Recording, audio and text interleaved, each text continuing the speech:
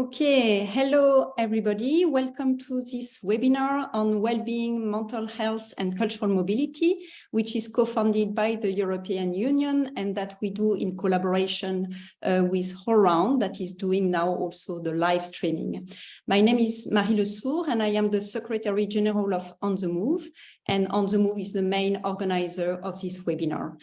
For people with visual impairment, so I do a self-description. I am a woman with white complexion. I am in my late 40s. I have brown hair and I am wearing a black top with no sleeve because it's quite hot where I am sitting right now.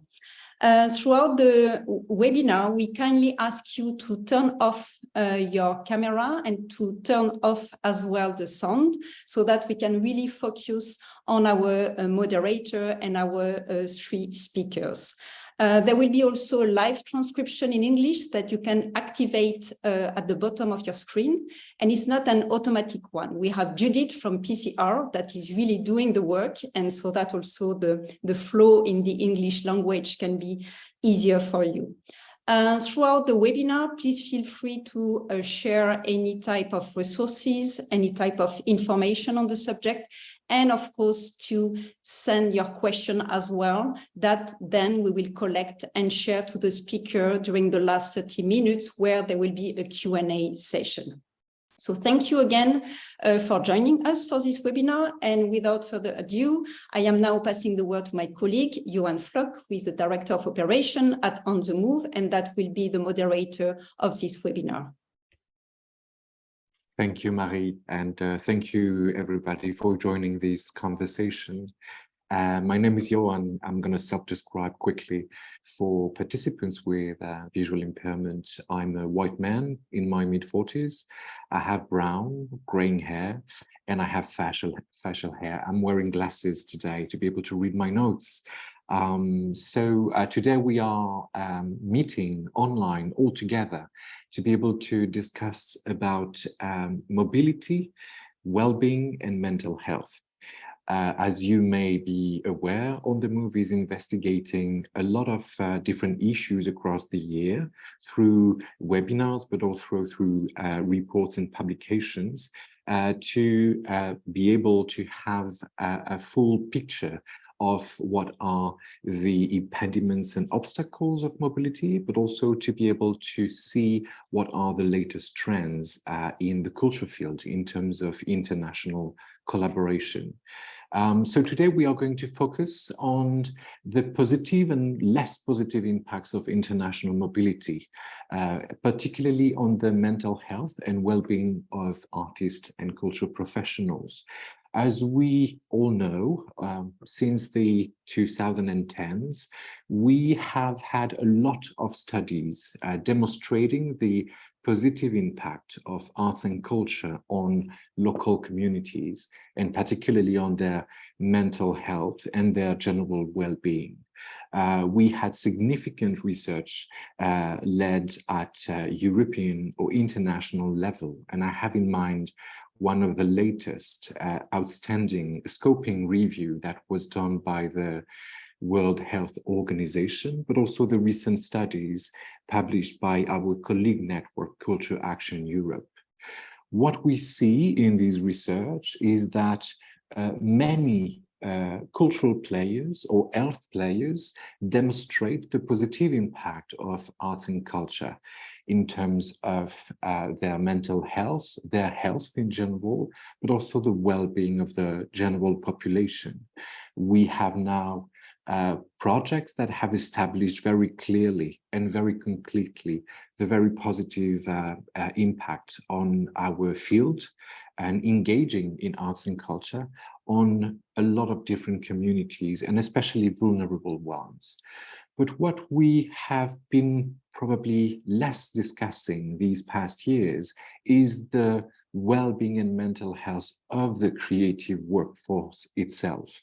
So we are today trying to unfold some of the issues related to the health and well-being of our dear artists and cultural workers, which means we are looking at ourselves, our own practices, our own difficulties, And we try to see the issue of well-being through different lenses. Of course, as we know, the idea or the concept of well-being of artists has been touched upon through many different angles, especially because we were looking at gender-based violence, because we were looking at parenting issues in the arts, because we were looking at disabled cultural workers and their access to work opportunities. Also because we feel intuitively that many of the past, many issues related to well-being and mental health has raised these past years, especially in the light of the global pandemic we've collectively been through. What I see also is that many colleague organizations start to investigate the topic of well-being for artists, cultural workers, whether being freelancers or employees. And I need to quote here a couple of initiatives that are, for me, quite outstanding. First, the Trans-Europal initiative on well-being hours for the staff members of their members, but also the ENCC paper that was dedicated to the exhaustion and burnout in cultural centers. We also need to quote the Res Artis studies on the impacts of COVID on their member residency centers. So from a very, I would say, general focus on health and well-being, we are trying to narrow this topic to the ones of artists and cultural workers, but we are even trying to narrow it further to transnational mobility. And as we know, we as On the Move focus on this particular issue of cross-border mobility and international collaboration. And today I'm very happy to welcome three distinguished professionals, friends and colleagues that have a particular experience in working internationally, but also in studying the practices in our cultural ecosystems. So today we have with us Heather O'Donnell, and Heather is the founding director of the Green Room in Cologne, Germany. She was a professional pianist, but she's today a psychologist and a therapist, and she's counseling and accompanying a lot of stage artists and arts organizations to support, I would say, sustainable or good working environments. Heather, I've given a lot of lectures around the globe in America, New York City, in Boston, New England, but also in China, in Czech Republic, and in many conferences and institutes. But also today we have with us Krystel Khoury. Krystel is a professional based in Brussels that is working as head professor at the Superior Institute of Arts and Choreographies of the Royal Academy of Fine Arts. But Krystel is very famous for being one of the key worker of the Mofradat organization that is a fantastic organization that has been so active for so many years to support artistic bridges between artists based in Europe and artists based in the Arab world. Krystel is a dramaturge, is a committed researcher, and she has worked in her artistic capacities on many projects along with choreographers, dance artists, and many artists. And our third panelist today is also a well-known figure of our performing arts ecosystem, Joris Janssens. Joris has been working for many years in the arts. First, I would say, as we met many years ago at Kunstpunt, Flanders Arts Institute, where he led a lot of research and development projects. But 4 years ago, he joined IDEA Consult, and at this agency, he also developed a lot of strategic guidance and research both qualitative and quantitative, to support the development of our cultural ecosystem. And most recently, Joris also contributed to quite an important pilot action, Perform Europe. That is a pilot action under Creative Europe, led by our colleagues from ITM, the International Network for Contemporary Performing Arts. So with these three speakers, I would like to, of course, give them the floor and remind that our conversation will be mostly, even if artificially, centered on cross-border transnational mobility. I'm saying artificially because, of course, as we know, there are structural weaknesses. We have inequalities, a difference of development and access to work opportunities, to international opportunities, depending on who we are and where we are based. So to start this conversation, I would like first to focus on these structural imbalances and try to see at structural level what could be the stresses or the risks that our artists and cultural workers face when they enter their career and they engage internationally. So on this aspect of structural issues that we feel could have an impact on the life of cultural workers, I would like first maybe to give the floor to Joris and to have your general feeling around these structural issues. Okay, thank you, Yohann, for the nice introduction, setting the stage with this urgent topic. First, maybe also to self-describe. I'm Joris, I'm a white male, a guy, late 40s, with curly hair, glasses, and light blue hooded sweater. Indeed, my experience, it's from a lot of studies, often in co-creation with the sector, in the context of the arts, performing arts in Flanders, but also in an international context. And this idea of hypermobility that we maybe first explored, it's really, we saw it already quite some time in our research at the Flanders Arts Institute, but also Institute of the Performing Arts. Before that, we had good databases and we managed to get a good view on some fundamental shifts in our ecosystem and the way we work together.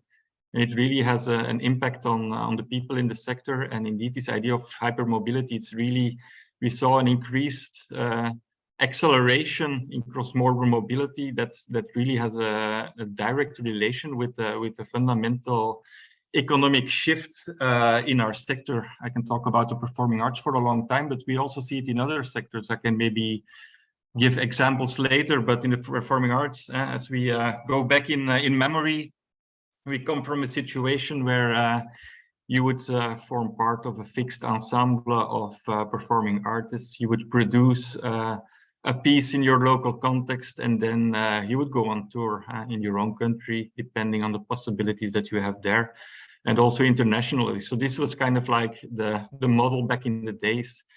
But through a number of trends and shifts, we really mutated into a transnational system of co-production and presentation. Right now, a production is really a patchwork of several sources of income. Often, as a producing organization, you have maybe a small budget, small subsidy, but mostly it's we've seen it in the figure. It's really a patchwork of contributions by many parties from many different countries. So there is this fragmentation of resources, and it's really that has been an acceleration factor in the mobility of artists and arts workers. Production is really the horizon of our work today. Relationships are really more short-term, and in order to develop a production, you really need to tie together a lot of knots. And we also see in the research that artists have less support, less sustainable support in helping them to do so. So it's quite clear that this really has a direct impact on the situation of people in our sector, and that indeed increased acceleration in mobility, that it really relates to this increased fragmentation of resources in our sector, and that it has an impact. It's not a matter of your wish to engage in a more faster way in this internationalization. It's really a matter of survival in this shifting context. And indeed, also we see in the research the impact that it has on people. Maybe to give you an illustration from another research, we just finished research about sustainable career development of circus artists in Flanders.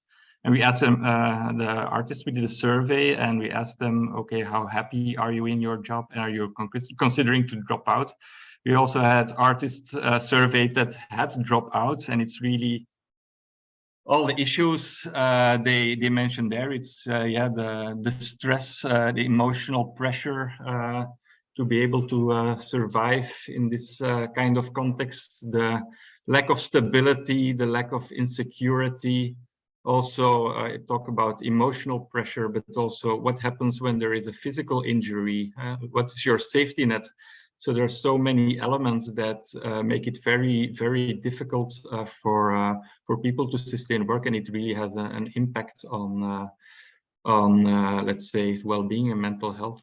And this kind of argumentation, I think you can make it for a lot of other sectors with different value chains. If you would develop an argumentation like that, for instance, in pop and rock music, different sector, but also there you could make a similar argumentation. Our business models of old have become obsolete, and there's an increasing pressure on everybody to stay active in a very competitive and fragmented environment. So just briefly, in a nutshell, as an opener, this is kind of like the issues, how hypermobility really resonates with its broader economic context, and the increasing pressure and the shifts that we see there. Thank you. But this is very interesting, the way you describe, in a way, the way the ecosystem kind of dislocate also over time, and mentioning that the models are obsolete, but in a way still into place. And this instability is in a way constant, and it feels it's been there for a long time. And at the same time, the models are continuing to destroy itself for many reasons. In terms of the impacts, I find it very interesting that you, in this study on circus, you were asking about the happiness, but also the dropouts, the potential dropouts, and try to measure also the happiness of working, and working probably transnationally. As we know, the Flemish circus is very good at building bridges with other contexts and exporting itself also to other countries and continents. But also the idea of there could be an end to this situation or this trajectory, which makes me make a link to you, Krystel, because you have worked in establishing these kinds of bridges among different countries, between the Arab world and Europe, but also mostly, also within Europe. And I was wondering if you could observe the same kind of survival mode being, extended or increasing the stress in these international projects that you contributed to.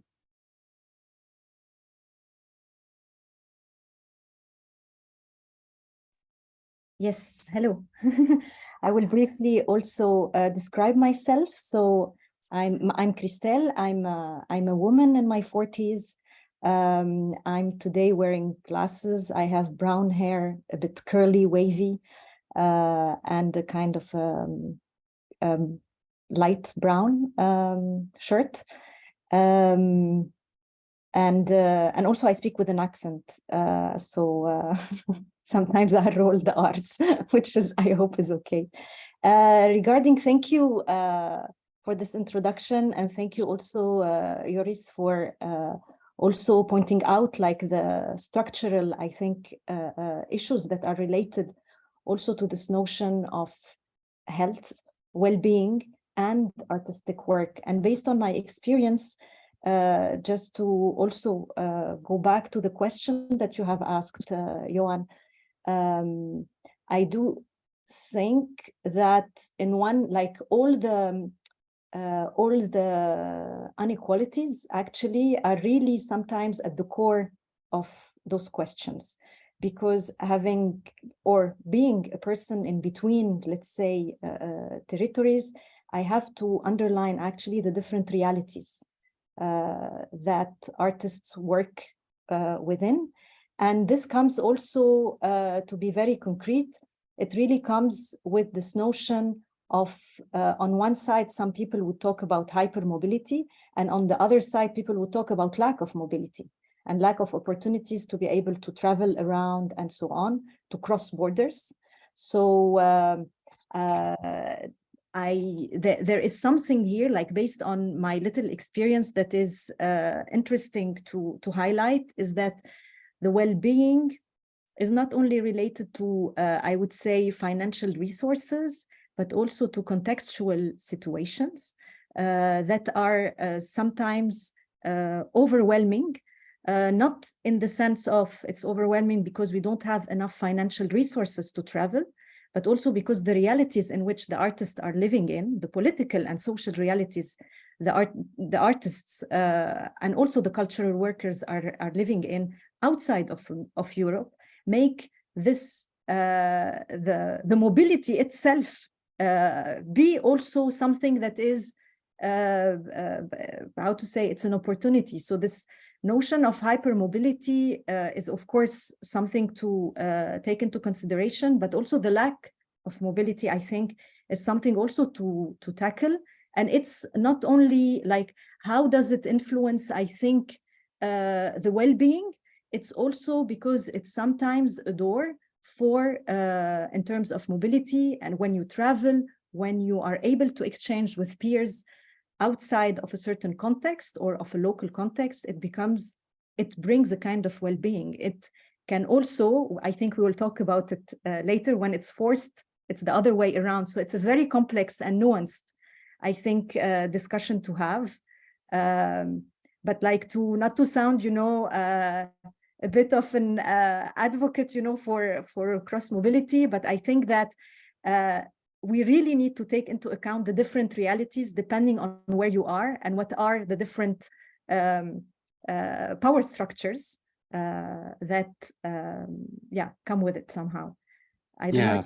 Yeah, it is very clear, and I think what comes in what I take from your words is also the idea of let's look at the bigger picture and try to point out what are the intersections between the notion of mental health and well-being and other structural issues that may have an enormous impact on the life of artists and cultural workers, including, of course, the political context, economical context, etc. But also, I understand in a way, the very definition of well-being is not just mental, it's physical, it's economic, it's emotional. So it goes way beyond just with in brackets the mental health. I will come back to you indeed in relation to impediments or obstacles to mobility and forced mobility in a moment, but I would like to give the floor to Eva on this issue of structural issues that could lead to a bad mental health and the absence of well-being for artists. You have been an artist and a pianist for several years, and you, with your peers, also were part of, I would say, a system of a music industry or a music field, let's put it this way, that was sometimes particularly harsh on talents. And I would like to hear a little bit you about this. Thank you so much for the invitation. I'm also going to describe myself for those who are visually impaired. I am 50 years old. I'm a white American woman of Irish descent, so very pale. I'm wearing glasses, and I'm also wearing a red blazer. I find it very interesting that you're asking me about something anecdotal. I'm listening to the other speakers, and I work really on the ground. So I'm a psychologist. I work with people on the ground. So the overview of systems in which they engage is not my specialty because I'm working with individuals. But I, of course, have done research, and I have my own experiences as an artist, as you mentioned.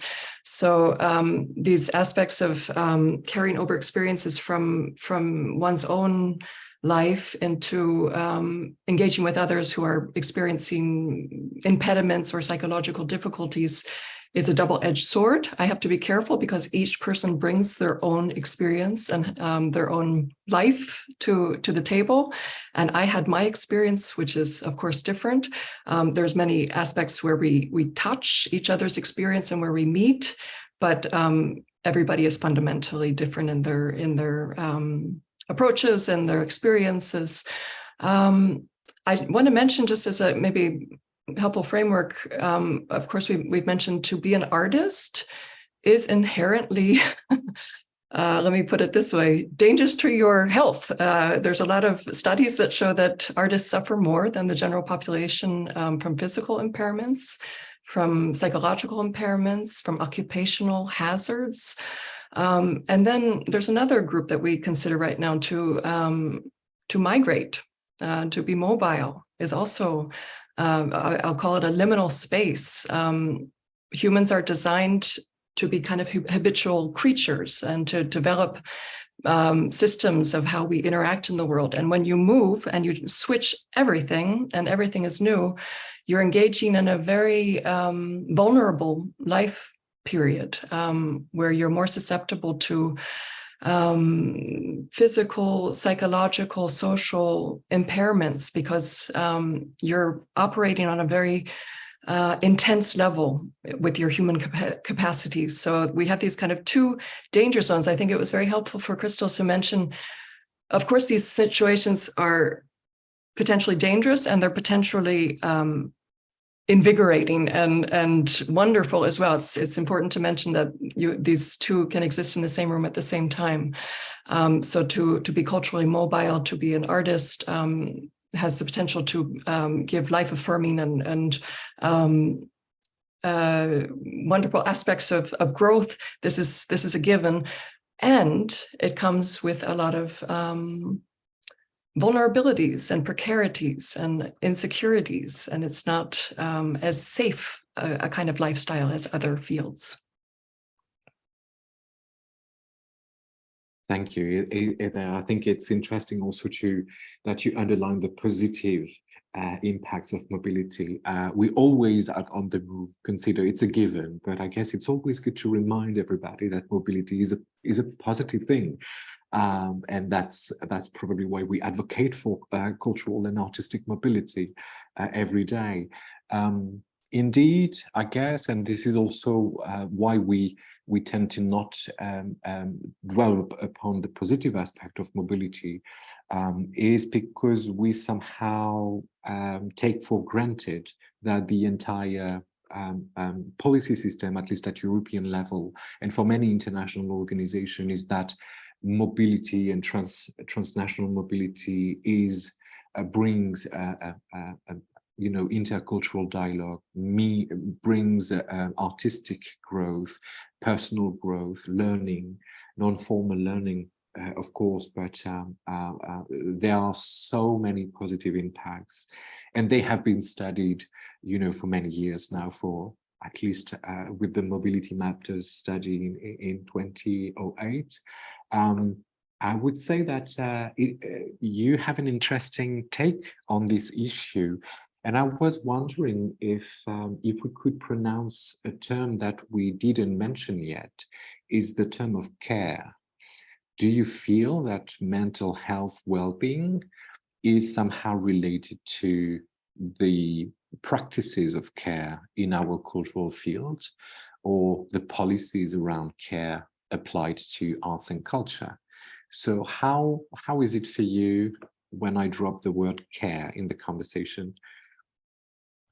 Is this for me? Yes, this is for you, okay. but I will invite Krystel and Joris after to react to this, of course. Oh, it's such an interesting question. Thank you for posing it. Because when you think of healthcare, there's so many levels in which you can engage with it.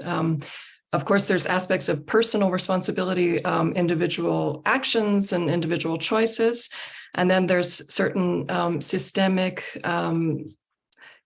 things that contribute to our ability to take care of ourselves. So we're cared for by systems. This could be a family unit. This could be colleague structures. This could be an orchestra, a theater group. This could be a country. This could be a continent. So there's all these layers of systems with which we engage, which contribute to this aspect of care. And at the same time, we're personally responsible. So as I mentioned before, I engage at the level of the individual mostly, but it would be false for me to insinuate that the bulk of the care aspect should be burdened by the individual, because if there's not an accommodating system for this individual to take care of themselves, it doesn't work. I think it's interesting just to think about the burnout. Burnout is not a medical condition. Burnout is an occupational hazard. If you have an unsafe working environment, you're more susceptible to experiencing burnout. So when I work with clients, when I work with individuals, one has the most autonomy with yourself, of course, and that's where you can work the most. But it's so important to engage with advocacy and to do the work that both Krystel and Joris are doing to work on maybe more systems levels and try to approach the issues of care on a more systemic and structural level. Yes, thank you for this. I will pass the word to maybe Joris on this, the notion of cares in our systems. How do we embed this, plant this seed in a way to make it grow, if possible? Yeah, it's a good question, also a complicated one, because indeed, as persons, as individuals, as Heather pointed out, we're really in a situation where you don't have control of the system, but what can we do? And indeed, it's good also in this room that we're together reflecting on what we can do together. And maybe to drop some insights from, let's say, systems thinking and transition thinking. I think a first element that's really important is really create the urgency, make this a topic, talk about it, and both about the negative aspects and the impacts that we already discussed for a little bit.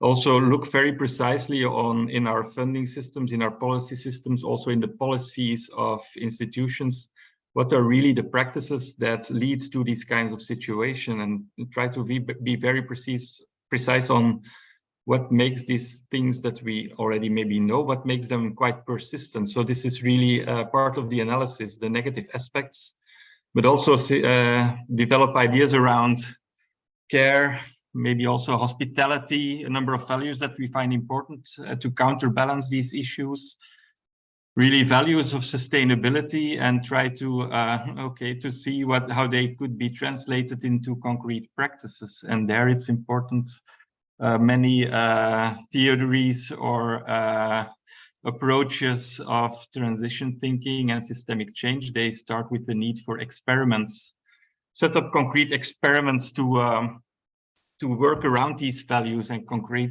translate them in concrete practices. And I think at this stage where we are right now, there are a lot of things happening already in the practices of Heather and Krystel and so many other people in the room. I think there's a lot of things going on, experiments going on. And what's also important to really translate this into systemic change is connect, exchange about this, learn together, and see what are the skills that we need to learn, what are the skills that need to be learned in the institutional context that we work in. Also engage the mainstream institutions, engage the policymakers, and try to make a shift also on that level, because that's what we really need to to anchor, to mainstream, to institutionalize these experiments that we have seen popping up for the last couple of years. So I think that's maybe a path to go, create the urgency, set up the experiments, but also connect the experimenters, learn together, and their leadership is also important. Share the learning and learn together and institutionalize it.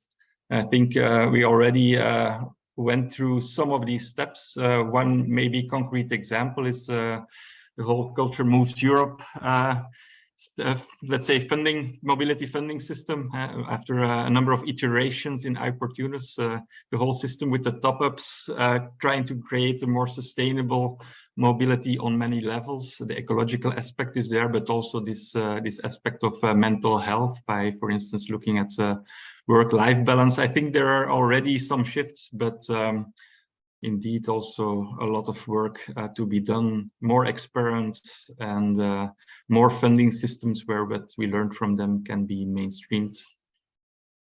I think it is interesting, the notion of experimentation and learning, especially because when I hear you about the structural change, I remember many stories and recent stories also of burnouts and mental health or well-being issues being reported in arts councils, in ministries of cultures, so in institutions that are, managing or creating, designing frameworks and funding systems, also being impacted by their, the personal capacities to actually deal with the mental health and well-being of their own staff.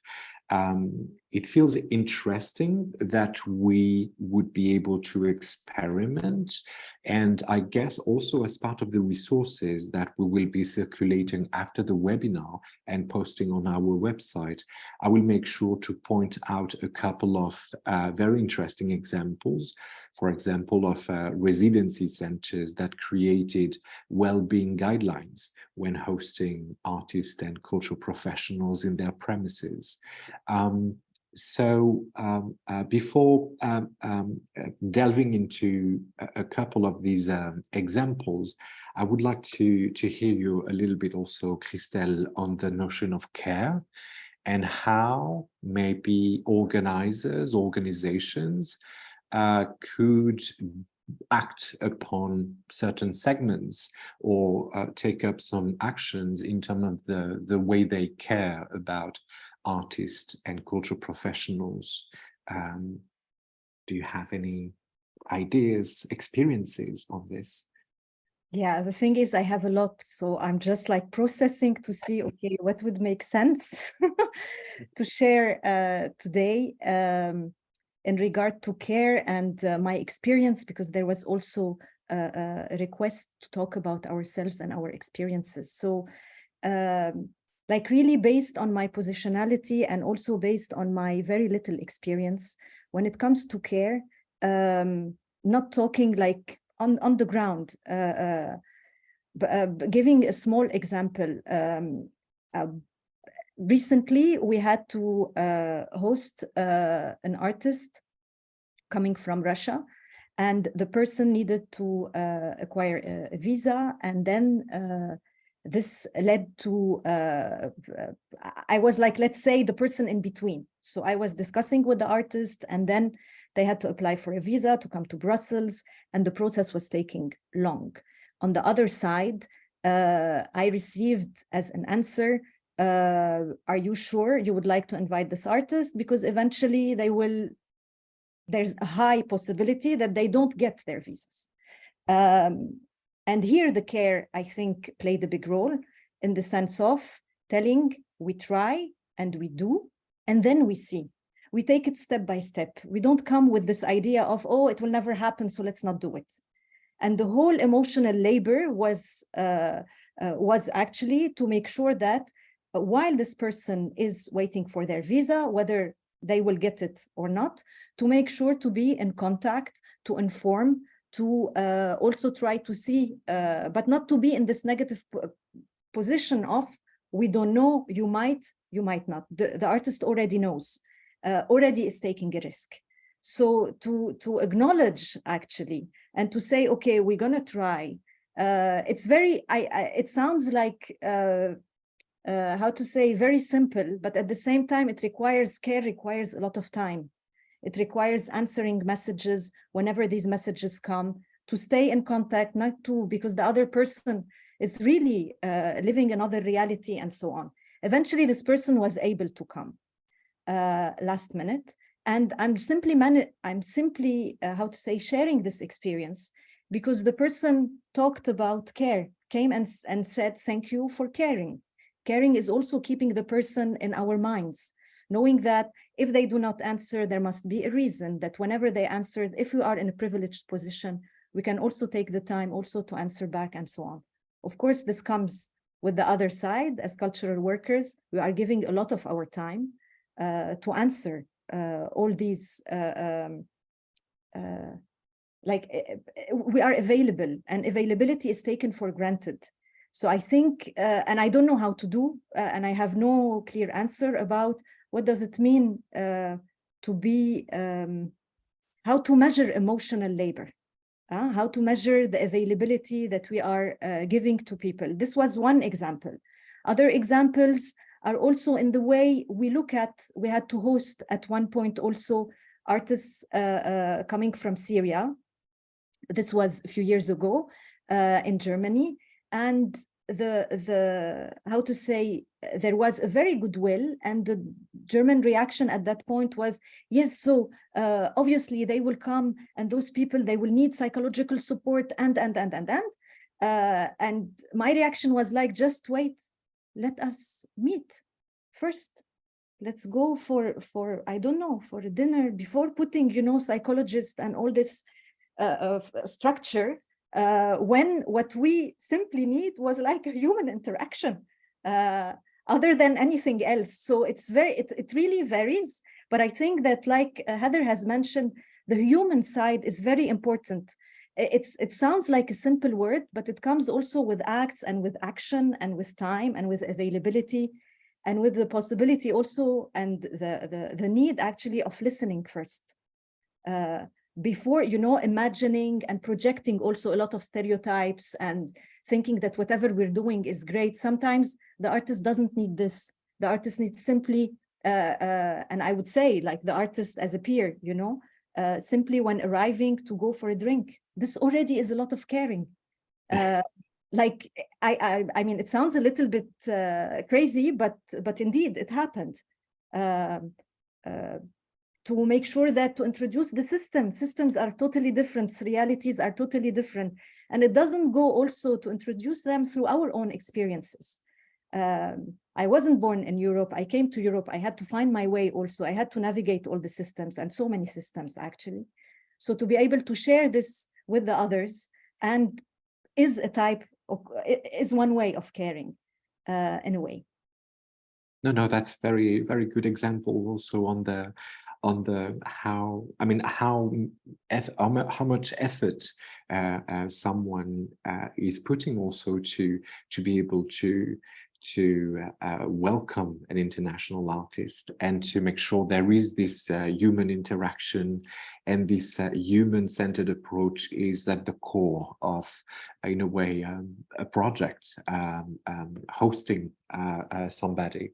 And the visa issues that you mentioned also make me think back to, I remember earlier this year we were on the move in Tunis during the Cultural Mobility Forum. We had Sirin Ganoun, the director of Al-Amra Theatre, who was mentioning the impact of visa rejections on artists and cultural workers that were willing to actually come to Europe or go to another country and be able to have an experience, a mobility experience, or access a residency, or be able to present their work, or to connect with other art makers. And she was really voicing something that is not very often voiced, I think, is how we underestimate sometimes the emotional or psychological impact of visa rejection on artists. And I remember other conversation in Tunis, including with the cultural manager Mouna Belgrini from Morocco, also saying and sharing the frustration of young dance artists not being able to access visas to actually explore the world and feed their artistic, imagination and be able to grow in their dance practice. So I guess also these visa rejections issues are something that are, in a way, another layer in terms of the mental health and well-being. Yes, Krystel, I see you unmute. Please jump on this point if you want. I just want to just share also the fact that, of course, we underestimate. And I think that if we have never had a visa rejection in our lives, or we never have been through the process of applying for a visa, we can never understand what it means on so many levels. Because also when you get imagine the logic of rejection, of not being able to go somewhere, although this logic, the planet belongs to everybody in a way. Of course, it doesn't, but how to say, symbolically, the fact of you not being able to move from one place to the other, going through this hassle, and it's already a big hassle. It's a process, like you need to project. It's a process. It's sometimes it takes 6 to 4 months to prepare all the number of papers and so on, and then you receive a rejection. It's not only how to say an administrative rejection. It can be lived as a very personal rejection of you having the right to move, as much as if, and it's not shared because other people have the right.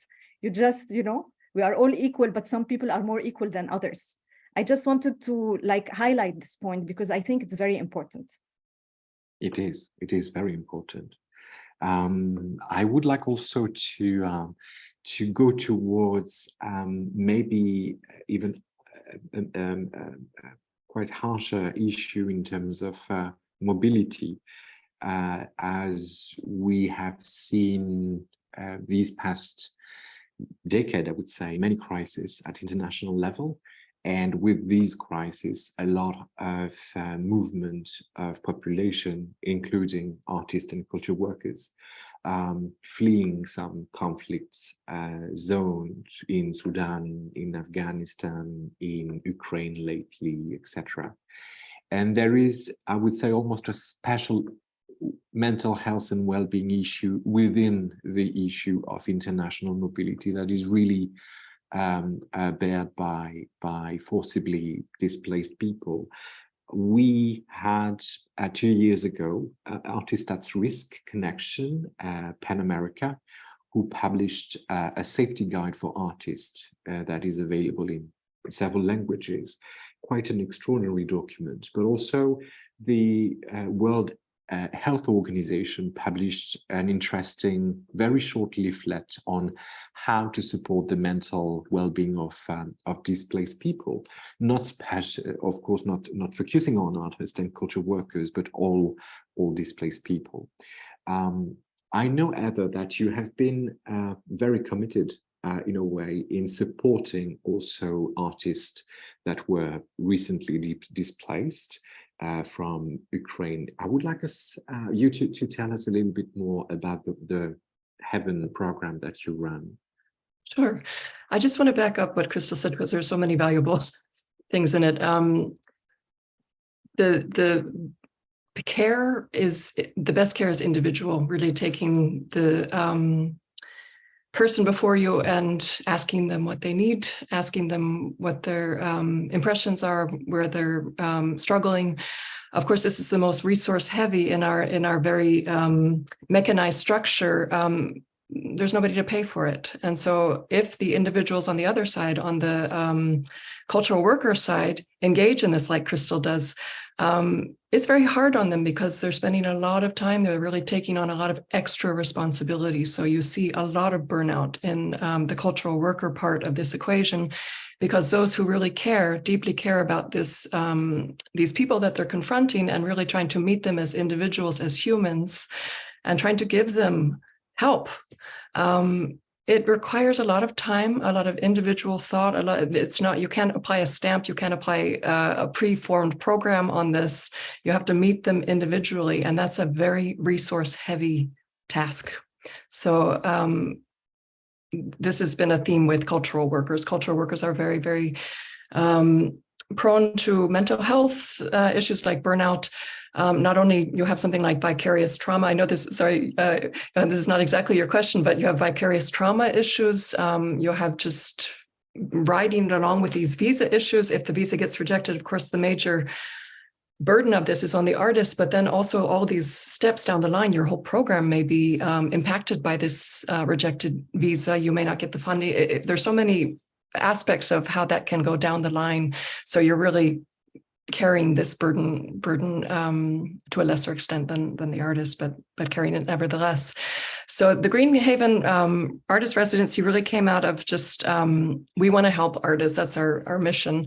We want to provide support systems for artists. When the Russian invasion of Ukraine started in 2022, it was just clear we've got to do something. And a lot of Ukrainian artists were coming very quickly to Germany. So as Krystel was describing, you just do whatever you can. That at that point involved sometimes finding housing, sometimes helping them go to the centers where you have to get your visa and things like this.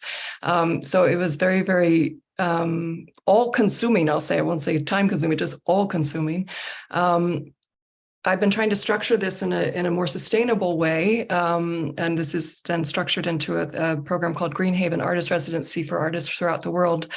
And this question of balance, how do you set up a program that's really helpful for a large number of people, but really stay true to that aspect of individual care that Krystel was alluding to. And it's a constant dialogue. I have to say there's no definitive answer for that. It's really waking up each day and saying, what can I do?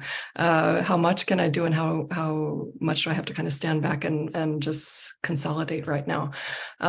So I'm sorry to not be able to provide concrete answers, but I think this kind of individuality is where we need to engage right now. We're so much caught up in the world in this kind of mechanistic solutions to problems, and they just don't work. We're finding that on so many levels. It has helped us to a certain extent in humanity's history, but now we're looking to be humans again. And yeah, I'll just end it. No, but thank you for this. Thank you for sharing your thoughts on this. But then I'm wondering if, in a way, that I mean, the human approach is the most important one. And we are discussing how the cultural field could, in a way, answer some of these needs. So how do we, help ourselves to better answer, the needs of artists and cultural workers? So I'm always wondering where to position ourselves. Should we say, it relies on individuals and our goodwill or availability. Of course, the national political structures have their role to play, and us also as organization. I'm wondering this, like, how do we better answer these needs for, taking care of one another in our field? I don't know, Joris, do you have a couple of ideas on how do we do that? Well, if I look around me, maybe some reactions or things that have been done here in the context of Brussels and Flanders. What we sometimes see when the situation is really urgent, and often it's quite urgent, is that cultural houses also indeed share resources in order to listen to the basic human needs. Open the houses just to sleep there. Sometimes we see it but this is often quite ad hoc, not really a structural thing. So it's also interesting to think of more structural answers and relations. And yeah, that's quite difficult. I remember 10 years ago, we had a networking organization here in Flanders and Brussels. It was called Zeebracht, and it's was indeed an initiative of Vluchtelingenwerk Vlaanderen, a broader organization working on hospitality for all refugees. And they had an initiative to connect refugee artists with the cultural sector here in Flanders, because indeed the situation of dislocated artists is quite specific. There are a lot of issues, but the lack of network, the lack of symbolic capital, the lack of connections is very stressful, of course, and very relevant. So that was the point they wanted to tackle. And the funding for this organization stopped because it was quite unclear where do they fit into funding systems. It was too specific within the broader hospitality policies.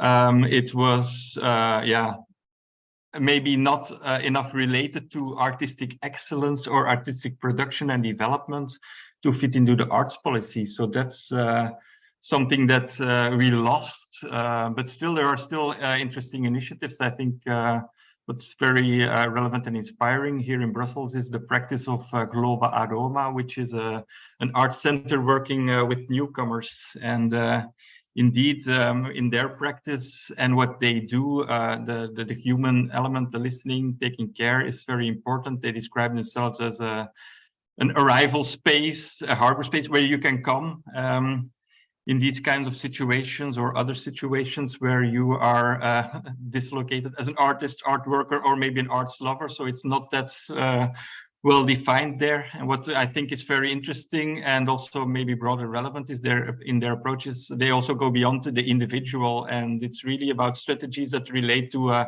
creating a space where you can indeed find this harbor, but also a community space where you can find people in similar situations to exchange. And the aspect of community, I think it's also important in relation to hospitality. And also, sharing resources for development. So there is still the need, I think, also in difficult situations to be able to further develop on a personal level, on an artistic level. And also there, space and infrastructure and other kinds of resources are important. So I think there might be some takeaways here also for the broader sector. How can we create these spaces together? It's good that you have places like Global Aroma, but we must not forget what we learned from the Zebracht initiative. These broader connections with the broader institutional, artistic, cultural context. That's a shared responsibility to work together, to create these connections together in order that these harbors, these spaces and safe spaces for shared resources that are not islands, but they're really well connected to the broader context in our cities and our sectors. Maybe some takeaways to learn from once more. Now, but you're right in mentioning these organizations. They are great examples of what can be done, but also the limits because of the structural complexities that we observe in many countries. When I see colleague organization doing a very similar action, IMART in Copenhagen, Globe Art Point, Helsinki, you see these organizations don't have big budgets, but really try to create this community of international artists, relocated artists, because what happens once the emergency is gone? So when you actually work in a new country, when all the administrative and visa issues are in a way solved, what's happening next in a way for these communities? Well, I think this is a very important aspect, the community aspect, and how we can reinforce this feeling of belonging to a community. And I guess it works also for well-being and mental health, to not feel isolated somehow and excluded from the circuits and the networks.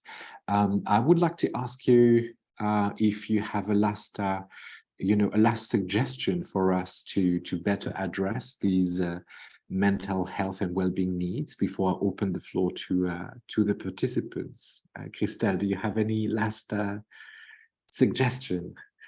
I was thinking also, you know, because what you mentioned, the community, of course, it's important. And I think what is also more important is that the community doesn't stay between the newcomer artists. Like it's also, there are also artists, or this community needs always to be in contact with the rest of the artists that are present actually on a territory. And this links it also to the fact that some artists are, because we focused a little bit about the artists who are coming to stay, but there's a lot of artists who simply would like to come, exchange, and go back. Like just to be aware that it's not only like it's about, you know, this exchange and this fact of creating alliances, creating a big community out maybe of small communities, but not to end up also being tokenized and staying in a small community because you're a newcomer or because of certain, I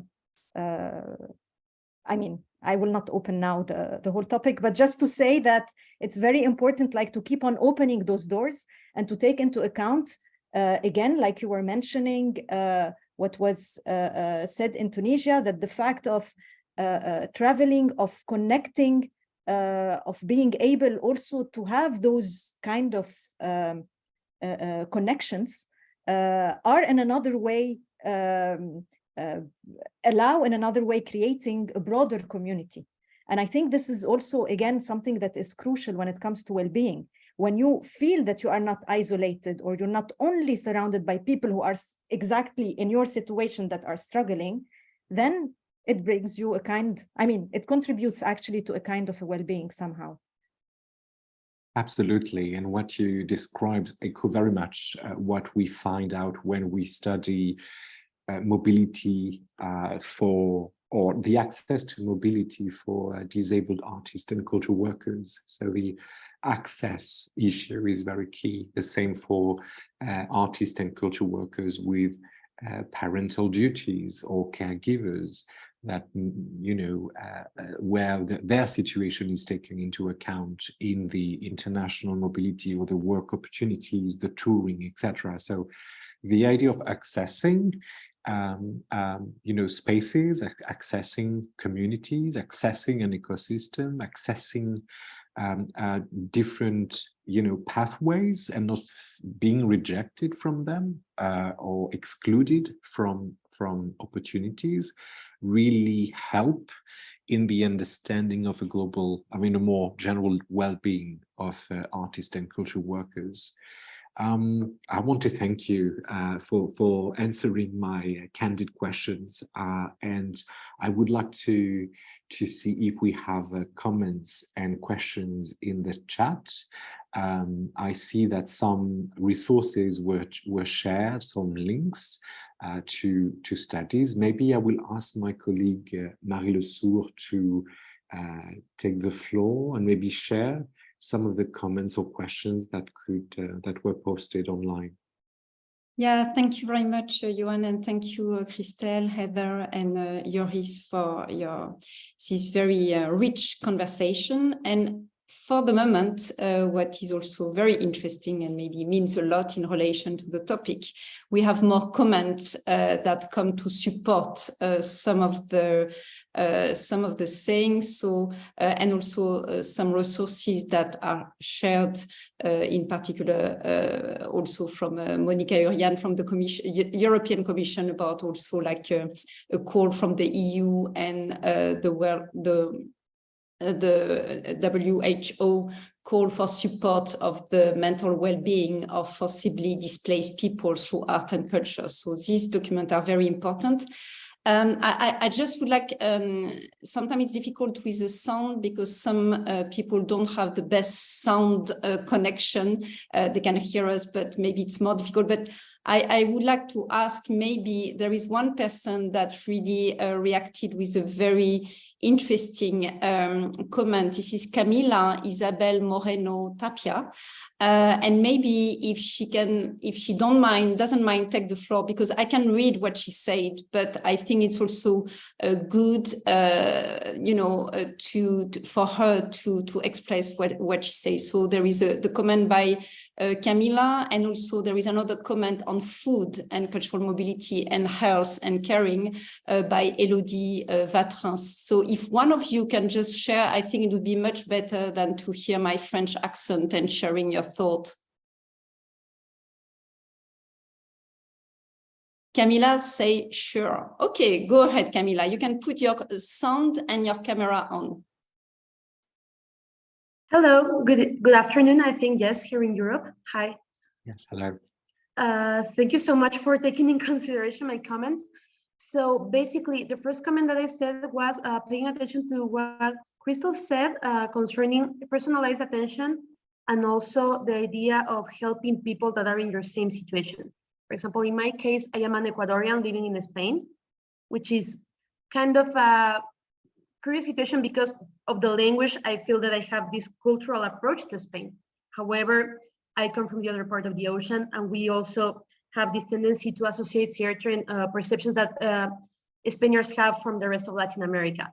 The thing is that one of the biggest problems, or I think causes of tension for all of us, has been like this vicious cycle between I need to get a job because I need to get a visa, but for getting this visa, I really need to get a job.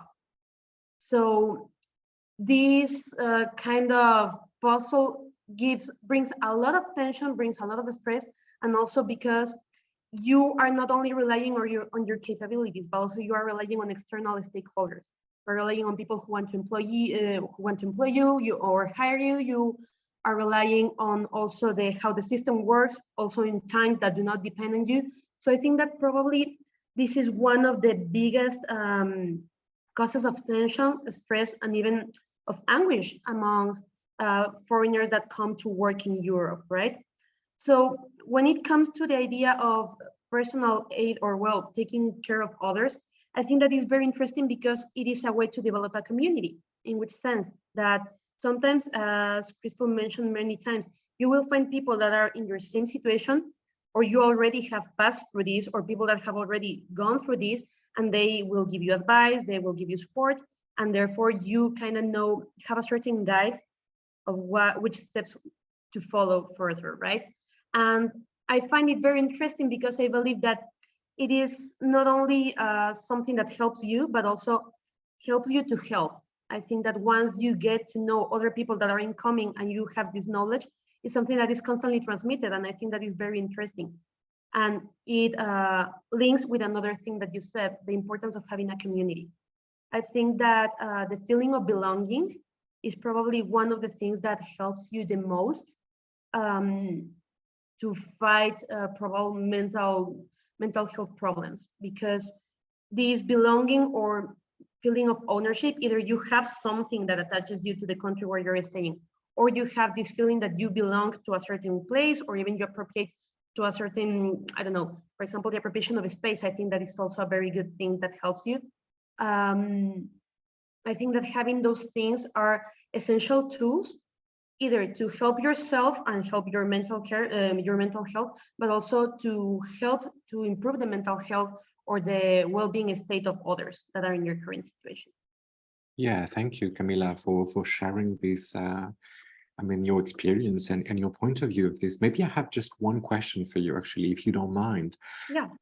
Because we hear a lot, there is a big trend since the pandemic around digital community. And I'm always wondering, in our conversation around mental health and well-being, if this digital connection is as strong as, the in real life person connection, especially around the issues of building a sense of belonging, being able to exchange tips and advice, etc. And I was wondering if you had an opinion around this digital community idea. Yeah, that's a very good question, because I actually didn't pay attention to that until now.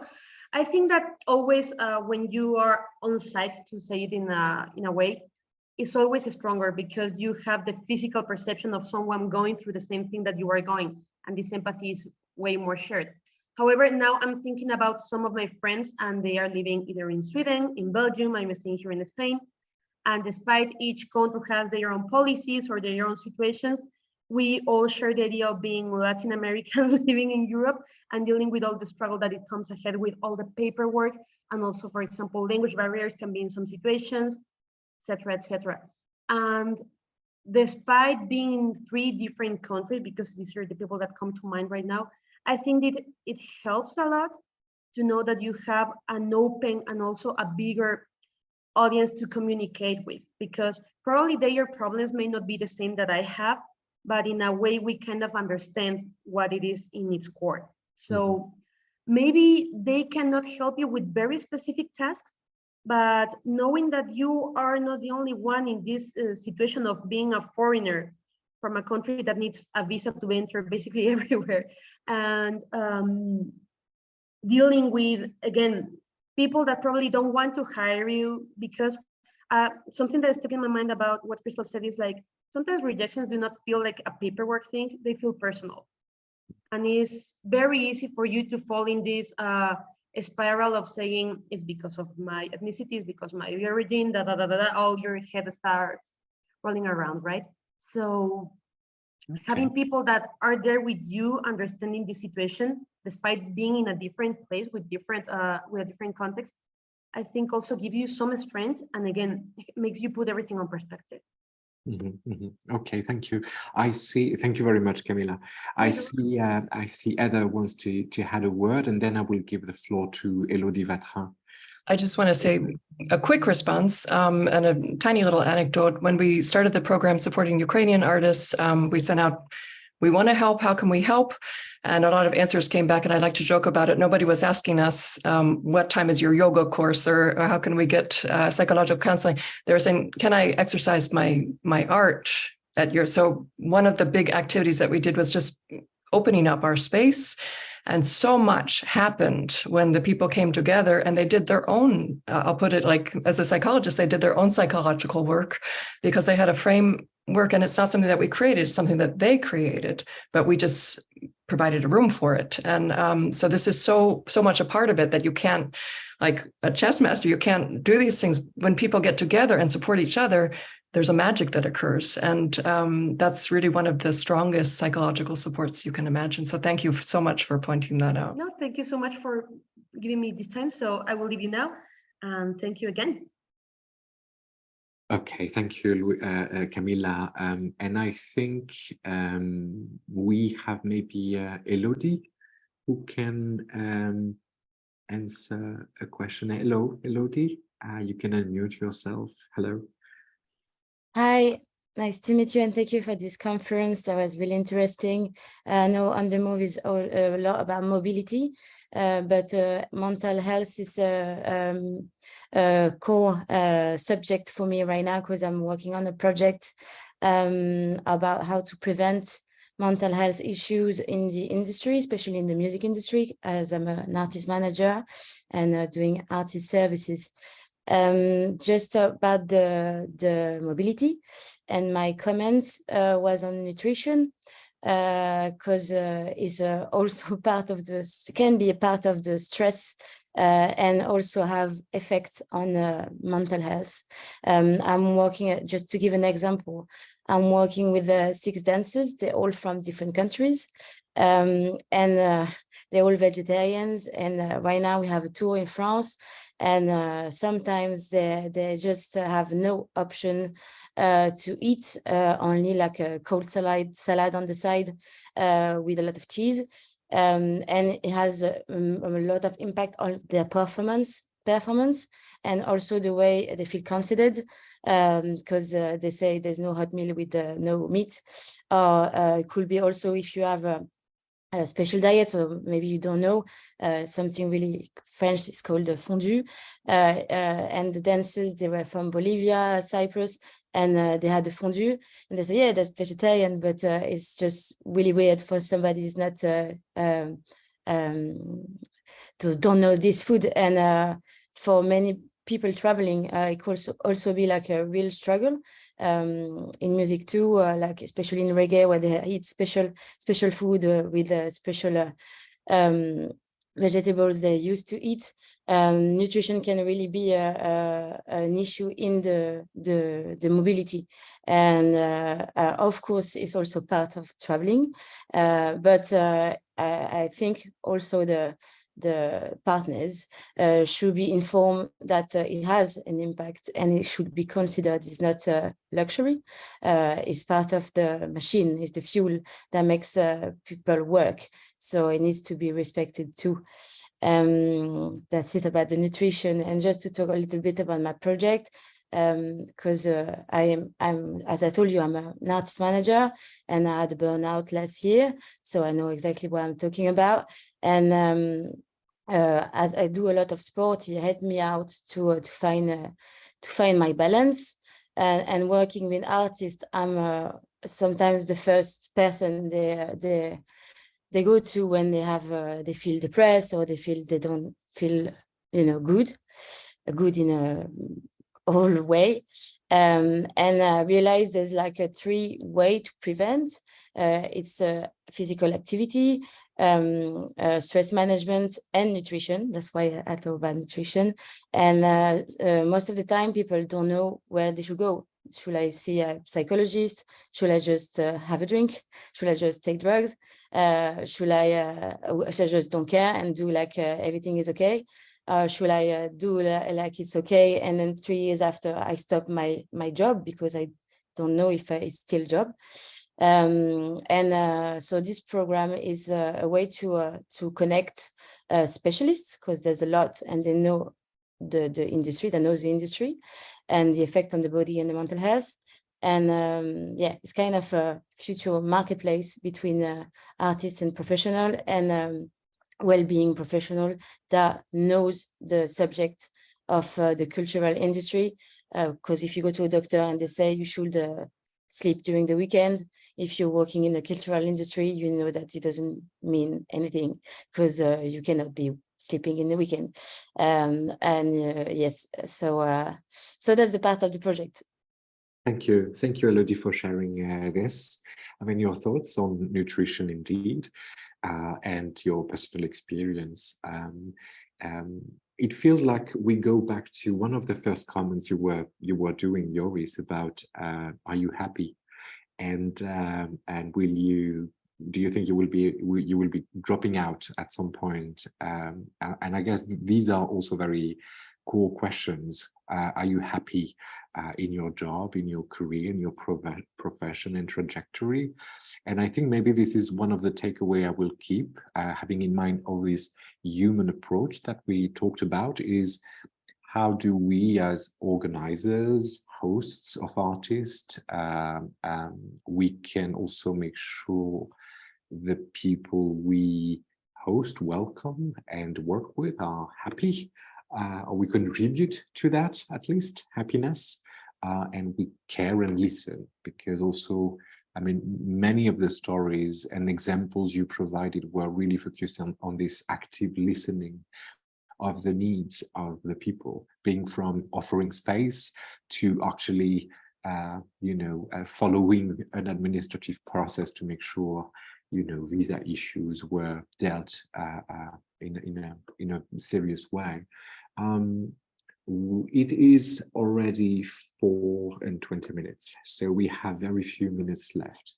Do any of you have a comment or a question you would like to throw, or an idea you would like to throw on the table? I'm asking to either Joris and Krystel, but also to the participants, if they have a last comment or question they would like to share. Please let us know. So the speakers first. No last thought? And my last thought is more related to this notion of well-being and hospitality. Of course, it might be like the topic of another webinar, but because hospitality also sometimes means something to one side, but is totally, it's about perception also of what we understand by hospitality. And something totally different on another side. And it's interesting to see how in arts and culture, this notion of hospitality, what does it mean and how does it unfold?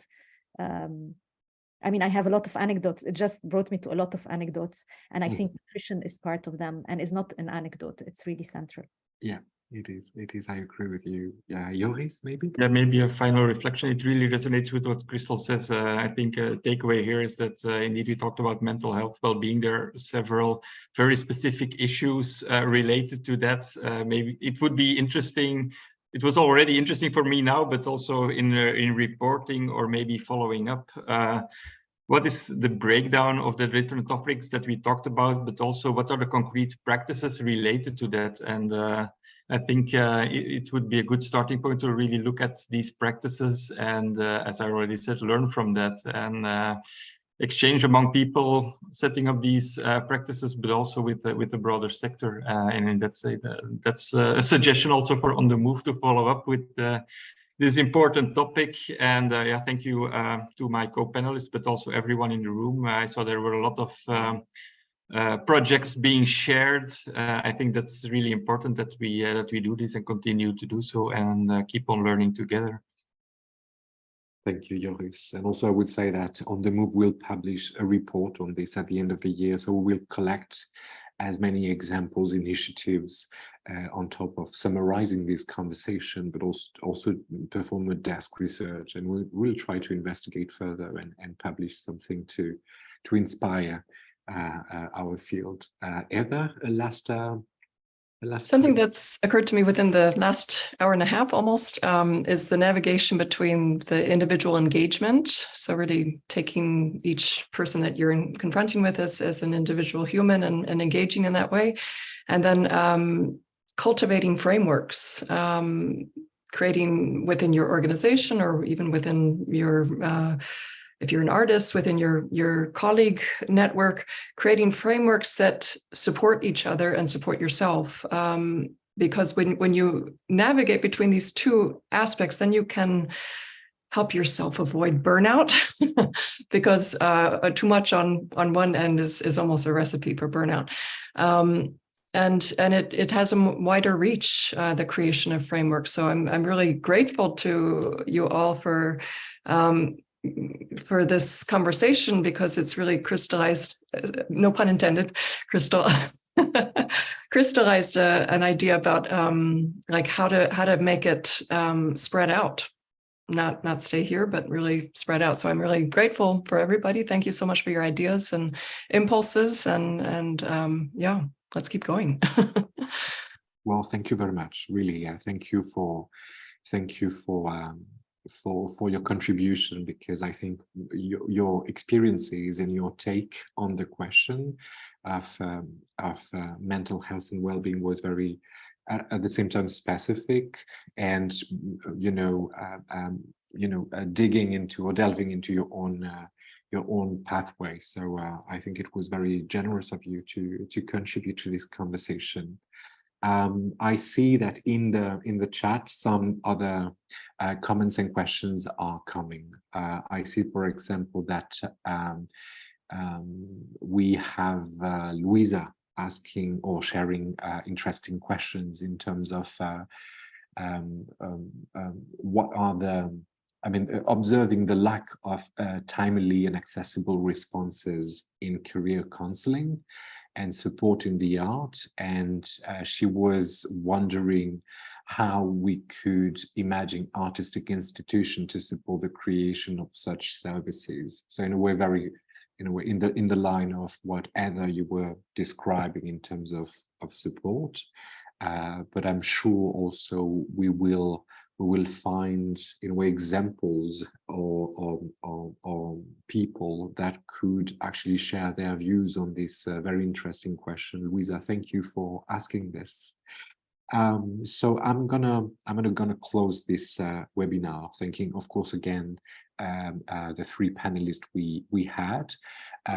Also mentioning that we will, of course, put online a recording of this webinar with live captioning, both on the YouTube channel of On the Move, and I think my colleagues already posted the link to follow this channel, and it will be also available at HowlRound TV. Here is one of our member and partner to live stream our online conversation.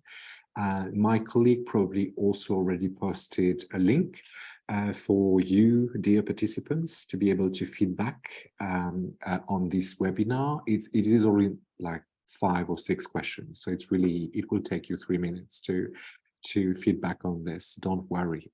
And then I would also encourage you to stay tuned. So to, subscribe to On the Move newsletter. It comes in many different languages. You will access many, many, many open calls for participations to travel the world, hopefully, and to access a lot of work opportunities, but also funding.